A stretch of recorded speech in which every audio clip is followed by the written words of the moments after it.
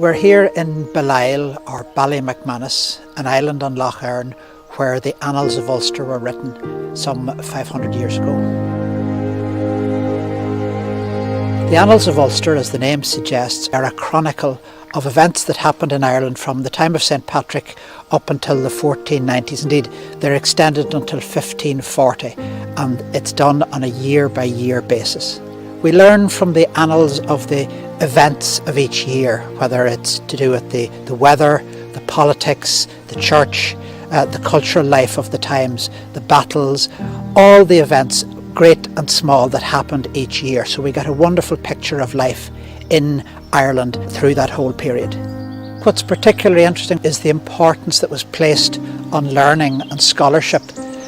Different families were associated with medicine, with law, with history, with poetry, and the passing of a particular poet or lawyer or scholar is mentioned regularly in the annals, which shows just how significant culture and learning were to the people of Ireland at that time. The annals were compiled under the patronage of Cathal Óg MacManus Maguire, who was a leading cleric here in Fermanagh.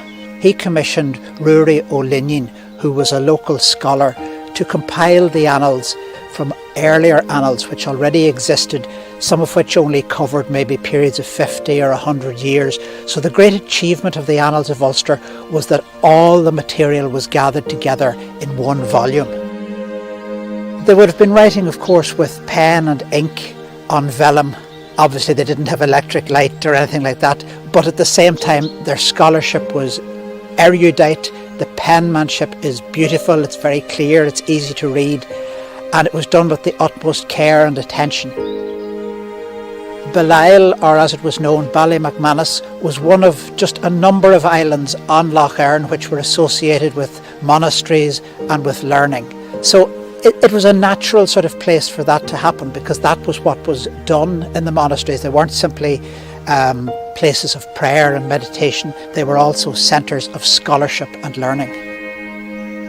The annals are also very interesting because of the language in which they are written. They're mostly written in Irish. There are also some passages in Latin. From the annals we can see, of course, that Irish was very much the language of everyday life.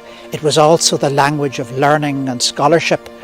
We can see the development of the language, how the church influenced it, how Latin influenced the language, and how the language was developing right through the medieval period. The annals, of course, have been a wonderful source of information and indeed of inspiration for more recent scholars. They were used by the Four Masters when they were compiling the annals of the Four Masters, and they remain to the present day the key source of information that we have on medieval Ireland.